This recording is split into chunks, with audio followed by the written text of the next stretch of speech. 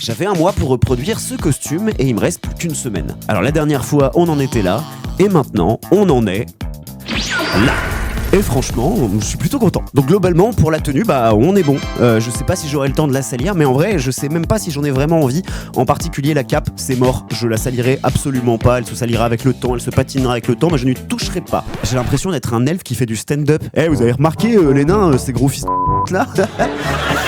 Et justement, cette cape, c'est, à mon sens, ce qui a absolument tout changé à la tenue. Elle a été cousue main par un pote excessivement talentueux. Merci Tom, t'es beaucoup trop chaud. Et en plus, le truc cool, c'est que l'ancienne cape super moche, elle a servi. Tom l'a utilisée pour faire les patrons et comme doublure de la vraie cape, donc c'est tout bénef. Ensuite, j'ai trouvé en seconde main la petite ceinture avec les accessoires, qui est en fait un goodies The Witcher, et la chemise. Et franchement, quand on compare au dessin, c'est quasiment parfait. Pour le pantalon et les bandages sur les jambes, j'étais pas convaincu parce que je trouvais en ligne en seconde main, donc j'ai juste pris des trucs pas chers.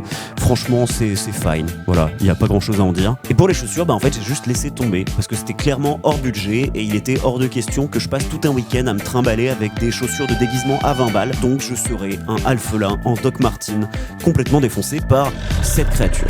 Maintenant, qu'est-ce qu'il me reste à faire ? En gros, j'ai encore du travail sur les accessoires.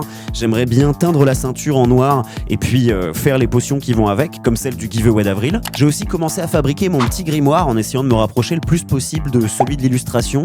Bon, je suis pas encore 100% satisfait, mais je vais faire une dernière tentative avec une nouvelle technique. D'ailleurs, merci Marine pour le petit cours de travail du cuir en vocal. Et puis au pire, franchement, si je le finis celui-là, ce sera carrément fine. C'est ok. Et enfin, il restera les couteaux de glace. Pour ça, j'ai pris cette mousse ou polystyrène, je sais pas, et je vais essayer de sculpter mes couteaux dedans et les peindre.